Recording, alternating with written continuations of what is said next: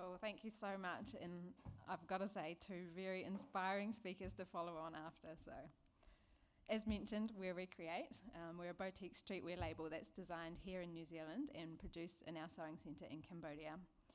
We operate as a New Zealand registered charity, but also as a profitable business. So we donate 100% of our profits back into the community where our clothing is made, which is a marginalised community in Cambodia. We really exist to provide the opportunity for training and fair employment for marginalised people. And our clothing, as many of you asked during the break, it's sold here in New Zealand in our online store, as well as various stockists around the country, and also available through online stores in Australia. So this morning I'll just be sharing a bit about our background and how we got started, and then Debs will share some stories from our team in Cambodia, and then I'll finish up by sharing more about the business side of things, so how we've grown, the challenges that we've faced, and what we've learned along the way. So again, I'm Erica. My role in ReCreate is the business director and a co-founder together with Debs here. And currently I live in Taumudu with my husband, and we have a little boy who's 1.5, so they're left behind at home today. I've always had a passion for business, so after I left high school I did a degree in business, majoring in entrepreneurship. And I think that entrepreneurship side of thing really appealed to me because I have a heart for adventure and I really enjoy a lack of convention, so that study really provided a different way to look at doing business as well as look at doing life in general, I think. And from our early 20s onwards, my husband and I set up an organisation in New Zealand that connected groups of New Zealand young people with projects in developing countries that were doing amazing work. So every school holidays we'd travel with these groups of young people to countries throughout the Pacific and Southeast Asia and sort of give a short-term helping hand to establish long-term projects that were doing really amazing work. So through that we just got to work with so many inspiring organisations. Really memorable was working with Habitat for Humanity, rebuilding homes after the cyclone really destroyed so many homes in 2011. Throughout the islands of Vanuatu, we built concrete water tanks alongside communities that were remote and in need of water.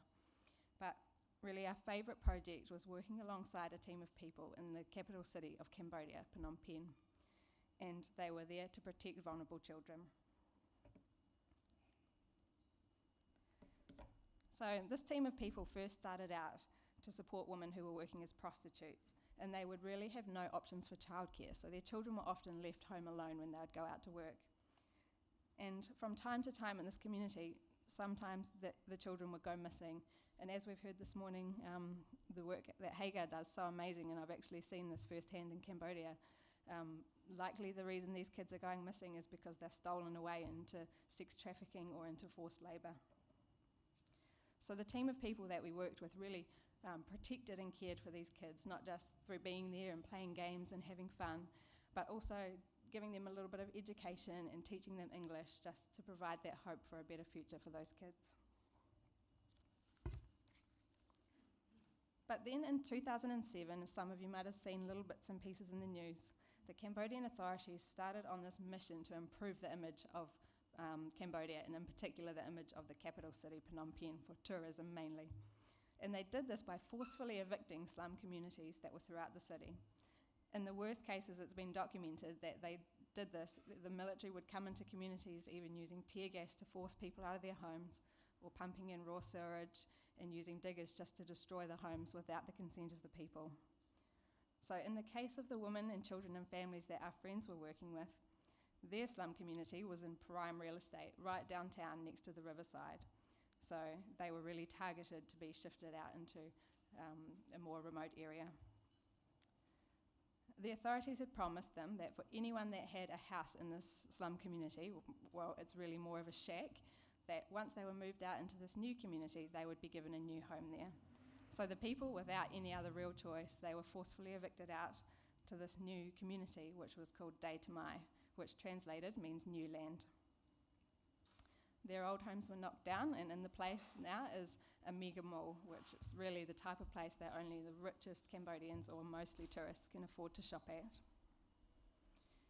When the people arrived out in Dei Tamai, there were a few concrete shells of homes there, but sadly, as you can maybe guess, they weren't given the homes as promised, but eventually over time those homes were sold just for market rates to regular paying families who wanted to move outside of the city.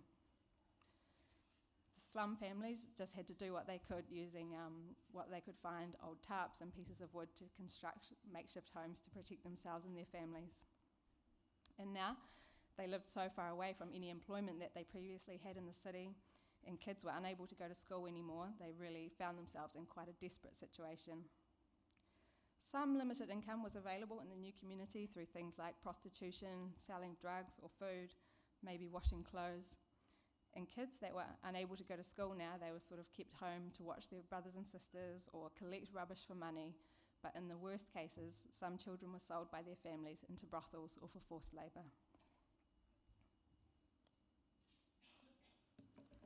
So our friends who cared for the children in this community, they decided when the people were moved out, they had no choice but that they were going to go with them and support them in their new lives. And this is where my husband and I started working alongside them. We bring teams of New Zealand youth just to support the programs that they were doing, so helping to teach English and have fun and do a little bit of healthcare and just really support wherever we could. We kept going back to Day to Mai every year, and each time we would go back, we would see the community had developed a little bit more every time. A marketplace was established and schooling was available for some kids. More jobs became available, mostly for men though, in construction and labour.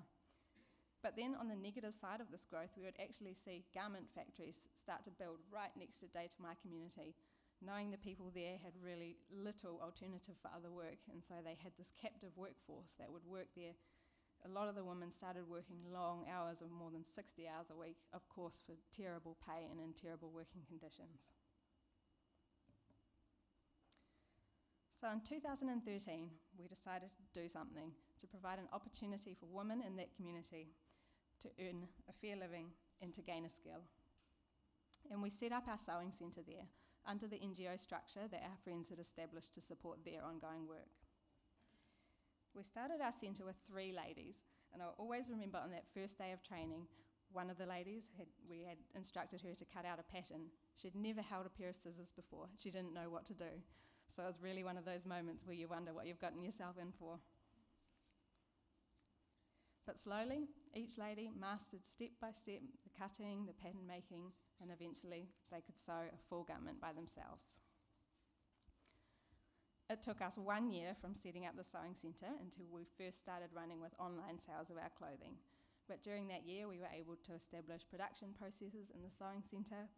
We had a fashion designer here in New Zealand design our first little range of 8 styles, and we bought our first big run of fabric using money from our Kickstarter campaign, $12,000. So now we've built up our New Zealand team to include 7 amazing ladies who all contribute a little bit from around the North Island. Our sewing team in Cambodia has grown as well, and we've also started working with a partner sewing centre in Cambodia. We not only provide safe and fair employment to our sewing team, but we really want to bring a holistic approach to what we do. So as well as that full sewing training, we provide reading and writing where it's needed, assistance with healthcare or budgeting advice, but things that all really provide that lasting and meaningful transformation in people's lives. When establishing ReCreate, we wanted our firm foundation to be in the transformation of people. But we also wanted our clothing to reflect our values for the environment and sustainability, something that doesn't feed into this mindset that we've got now of fast fashion and throw away.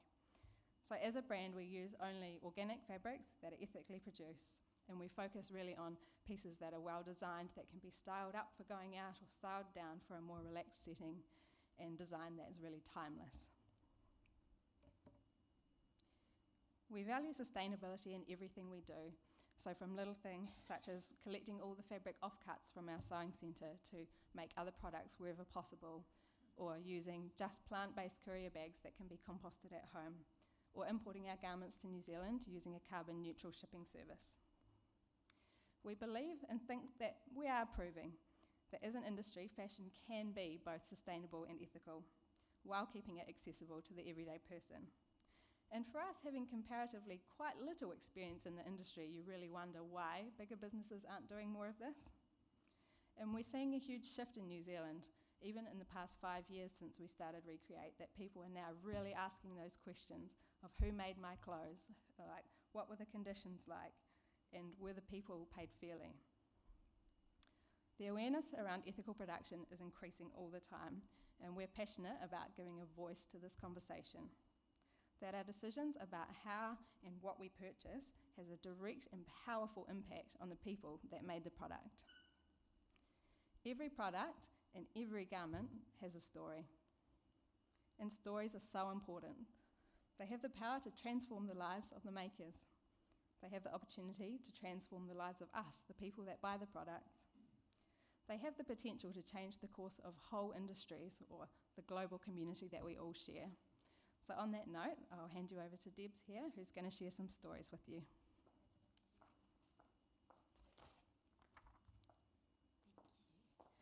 Thank you. So, as mentioned, I'm Deborah, and I'm the co-founder and creative director here at ReCreate. So my husband and I are based in Mount Maunganui with our two sons, Zach, who's 6, and Johan, who is 1. And I actually studied art and design here at AUT, so it's really cool to be back. And as Erica mentioned, I'm going to share a little bit about my story, which I think led me to ReCreate, but also some stories from ReCreate. And you'll probably start to get a feel that we believe that stories are really powerful and really important. So looking forward to sharing them with you today.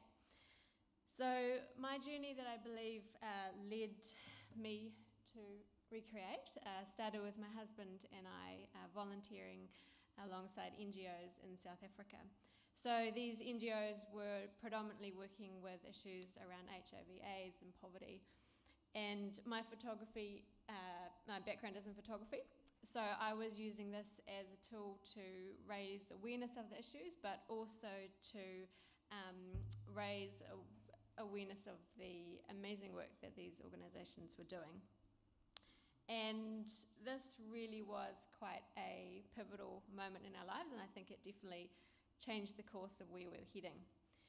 And although raising awareness is really beneficial and it's important, one thing that we did notice is that when you stop and you take time to hear a person's story and you take their photograph, you're communicating something that's really powerful, and that's that they have value and they have worth. And I think the story, it's just so powerful, and in our context we can just take it so much for granted, but I think it's actually paramount to our human existence. After our time in South Africa, we travelled a lot through Southeast Asia and a little bit in the Pacific. And again, we realised that when you're hearing a person's story, you're hearing their hopes and their dreams and their struggles, you realise you're the same, and you want your children to be safe and healthy, and you want to be able to provide for your family and have a bright future. And for me, being here in New Zealand, we have huge opportunity, and it's easily achievable. We have a stable government, we have good healthcare and public schoolings, clean water to drink. So for me, it's really important to be aware of this head start. I don't work any harder than these people, and it's not an us and them. But these stories have created in us a passion to continually be engaged with them no matter where we are in the world.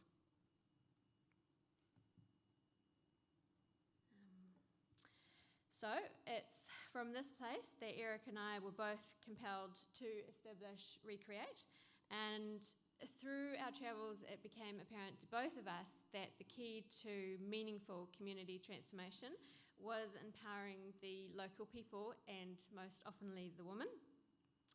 And this has a huge flow-on effect for not only her life, but also her family and the wider community. So this idea of transformation is the driving force behind all that we do in ReCreate.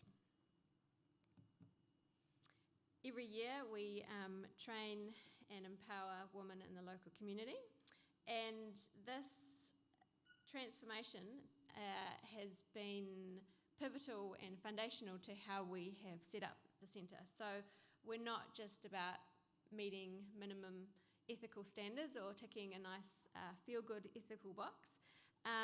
This is the core of who we are, and we care about people, and we care about their story, and we want to see their lives transformed.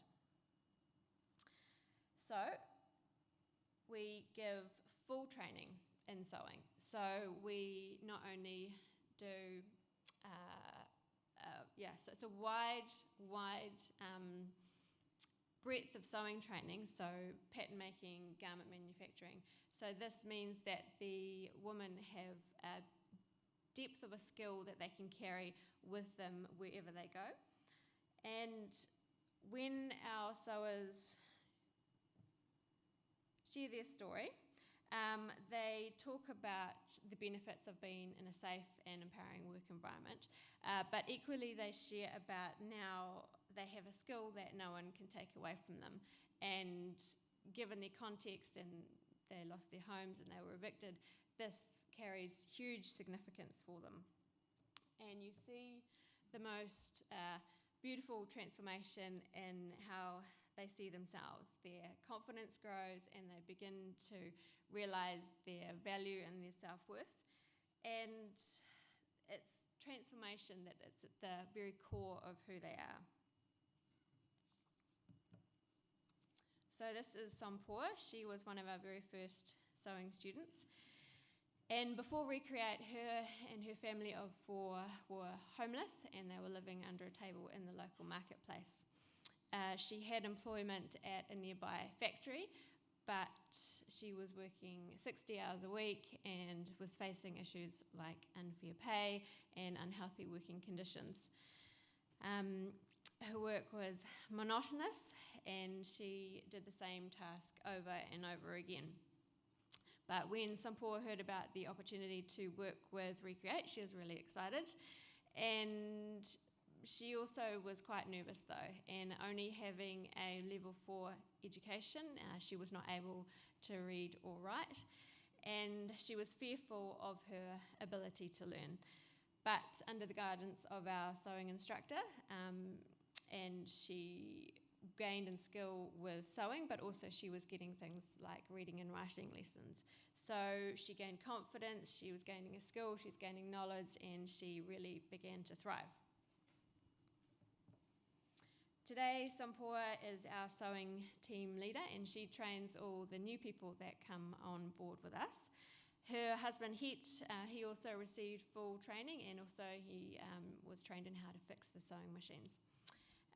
They love working alongside together. They have a home just up the road, and they love walking and cycling to work. They have a 3rd child now who she can bring into the centre with her, while the other 2 attend school. So you can see from this story that in a very short amount of time, this has had a huge impact on her life. From homelessness, sleeping under a table, no skill, not being able to read or write. She was actually the one that hadn't used a pair of scissors before. Her life has been dramatically transformed for the better, and we love this story, and I think it sums up us really well. So here are some words from Sompoa about being with ReCreate. This has made me happy, and I feel like this is a skill no one can take away from me. My belongings, people can take that away from me, but they cannot take my skill. Thank you so much for buying these clothes. You are not only buying clothes, you are helping women in Cambodia who are poor and now have a chance to have a consistent income. So as Erica touched on, and I've hopefully expressed, you're starting to get a picture that we want to take a holistic transformational approach. So in addition to the full sewing training, we do give the reading and writing lessons, basic healthcare assistance with getting children into school. So not only are the women growing in a skill, but they're also growing in knowledge. Parents can bring their young children into the sewing centre with them so that they are together and they're safe and they know that they are well cared for. This is Terry. So she's such a sweet and gentle person, and we're so lucky to have had her for a number of years now at our centre. She came from the village, and she went to the city to look for work, and she talks about she really struggled to find employment, but eventually found some in a factory, and then obviously with us at ReCreate. So here are some of her words. When I worked in the factory, I always felt weak, but when I came to work with ReCreate, I felt strength. When I worked in the factory, it wouldn't be good if I was pregnant because I would work with a lot of chemicals and things that wouldn't be safe for my baby. When I work with ReCreate, you give us time to go and check my baby. We have a midwife to check and make sure we are healthy. When I went in and saw the ReCreate Centre was small and quiet and somewhere safe for me to learn, I felt good. At first, I didn't dare touch the sewing machine as I was scared of it, but the trainer showed me where to place my foot and how to push the pedal, and I began to learn. Some Paw spent time with me, and after 3 months, I was already sewing the garments. Before, when I worked in the factory, I only learnt how to do little things. I never learnt to sew. It was just one small part. Now I feel that I have a skill that later on, wherever I go, I will have something to offer, a skill that will take care of me. It's common in factories to work 60 or 70 hours a week, 6 days a week, and these are grueling and really difficult work environments, but it also means that children are often left at home or in the care of older siblings. So they are really vulnerable to not getting an education or exploitation or even trafficking. So at our centre, we have designed it around families. So the ladies are able to get their children safely off to school in the morning and bring their younger children with them to the sewing centre, and also be home in time to collect the children and still have enough time and energy to run a household. This is Monta.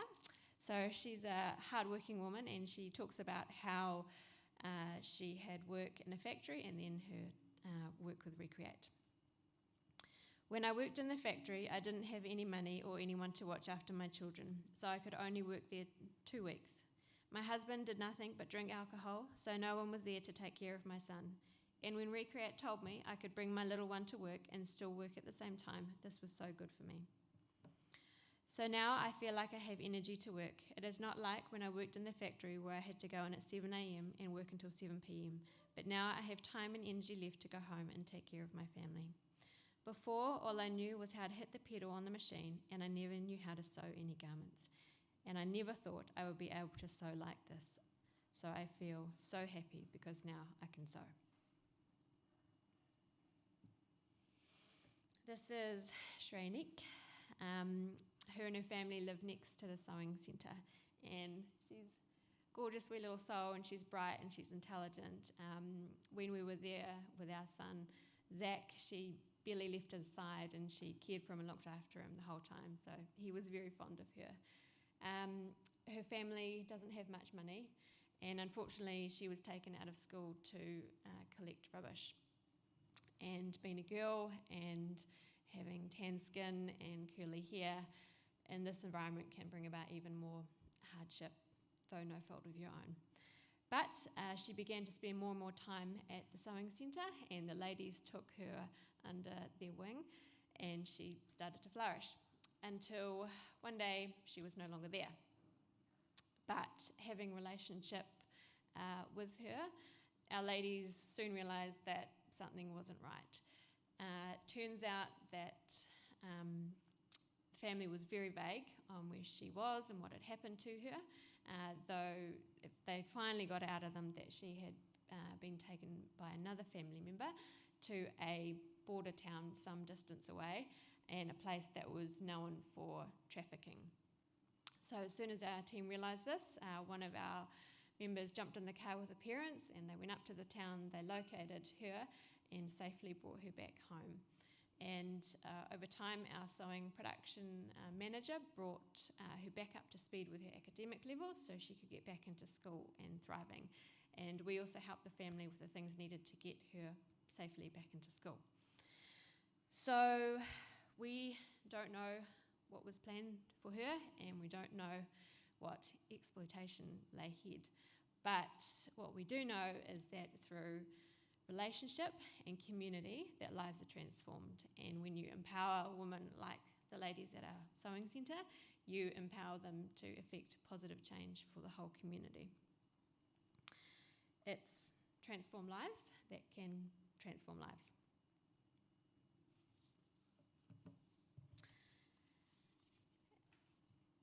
We love reconnecting the customer and the maker and bringing back the artisan and the story behind each garment. So some of our garments feature a really beautiful and unique hand-woven fabric. So this fabric has been produced by an organisation who has painstakingly relearnt the art of organic dyeing and loom weaving.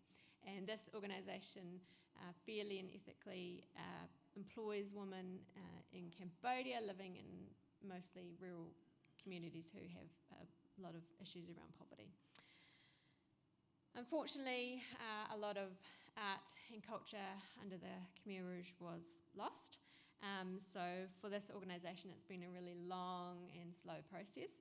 But when you visit them, you can see the whole process. So right from the dyeing of the fabric, so they use all natural things like bark and leaves, and then you can see right through to the spinning and the weaving of the cotton. We also visited some of the artisans in their homes in the villages, and often the houses are on stilts and they have these large traditional looms where they skillfully create this fabric one thread at a time. So not only are they able to provide for their family from their home, but they're also keeping alive this part of their history and their culture, which is so valuable. And we love stories like this, and we love being able to bring our customers a product that has such huge value and worth behind it. We also are inspired by the stories of transformation from other organisations doing amazing work in Cambodia.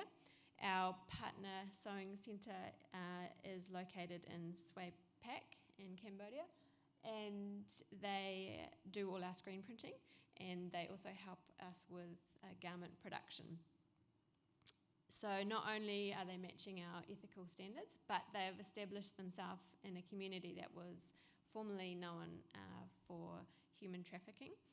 So they have given these ladies full sewing training, but also full rehabilitation and counselling, vocational training.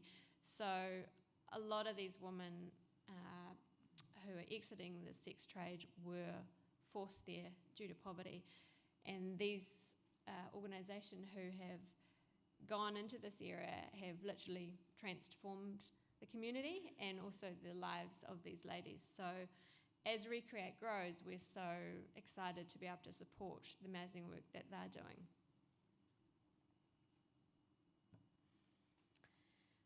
So I've shared some of our story and some of the people in ReCreate, and hopefully communicated to you guys some of the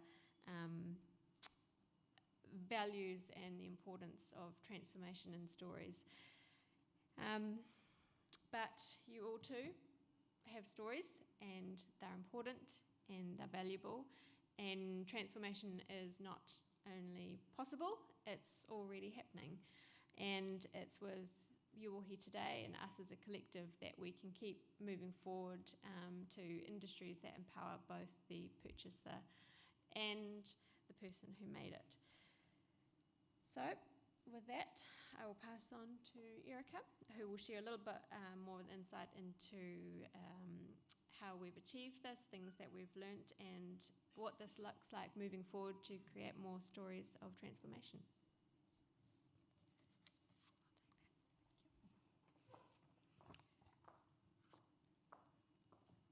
So you might have noticed throughout all of this that neither Debs or I mentioned a background in fashion. Here we are running a fashion label. And was that a dumb thing to do? In hindsight, yeah, it probably was. But that's where we are today because we wanted to do something to make a difference, and garment production being the main industry in Cambodia, that's where we've ended up. So when we first launched our online store at the end of 2014, there was no mad rush of sales like you hear. They just came in one by one by one, and it's really been this slow and steady journey ever since then. We have a wonderful team, which I would really say has been the one key to making it this far.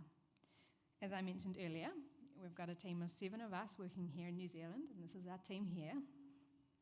and each person fills a different role. So we have a couple of fashion designers, a print designer, social media and marketing, and events. And our sewing team is headed up by the Cambodian project manager that we've had from day one. And we also have a translator that not only translates all of our crazily complicated instructions, but she also provides that really individualized one-on-one care to our team in Cambodia. And it's probably the one piece of advice that I'd give to anyone who's got a dream. It's to get those people behind you and around you that are really going to listen to and support and just plain help out when your perseverance for what you're doing runs out. For our biggest challenges over the past 5 years, number one, easily, it's cash flow. And by that, I don't mean having enough cash or enough income. I mean having the money right there at the exact point in time that you need to spend it. And I've just seen so many small businesses close down, not because they don't have an amazing, saleable, profitable product, but because they haven't had that money there at the point when it's needed. And there's definitely been more than one occasion for us that we've put our own funds into ReCreate to keep going. So what we do now is just a regular practice is to put all of our income and expenses into an Excel spreadsheet for the next year in the future so that we've got a cash flow projection. And as boring as it sounds, it's really helpful even now that we're sort of semi-well established and we have regular income to just see ahead to those points in the future that we may run low on cash, and it can just be as easy as having a sale or a promotion right before that time to have the funds there when you need them. Our next biggest challenge easily has been sourcing, and for us it's been fabric sourcing. So when we started out, we could really only afford to buy quite small runs of fabric. And it's quite a hard thing to find when you're looking specifically for the certified organic, ethically produced fabric that's in colours that are on trend.